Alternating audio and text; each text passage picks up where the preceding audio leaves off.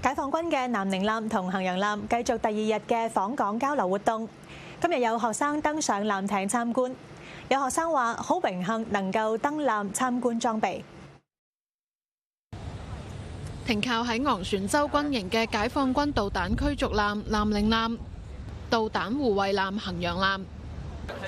今日開放俾已經預約嘅青少年團體同學生參觀。佢哋由軍方安排嘅導賞員帶領，分別登上南寧艦同衡陽艦甲板及船艙參觀，了解魚雷發射器、艦載小艇同直升機等裝備。有嚟參觀嘅學生表示，好開心可以見到實體嘅裝備。印象最深刻就係嗰個潛水艇啦，因為每次咧我哋睇嘅時候咧都係就喺電視劇睇啦，咁好榮幸可以今次即係實體可以睇一次咁樣咯。相比起平日可能係駐港嘅一啲艦艇，例如宿遷艦，其實呢艘艦艇係比我哋平日駐港嘅艦艇會大好多啦，咁所以設備都會先進好多嘅，有祖國嘅一啲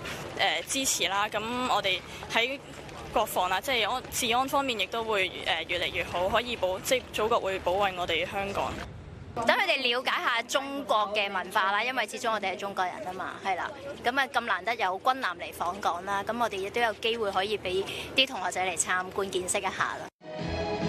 喺兩艘艦艇訪港期間，解放軍仲組織咗唔同嘅文化交流活動，加深青年同學生對海軍艦艇編隊同國防知識嘅了解。鳳凰衛視記者袁偉業報導。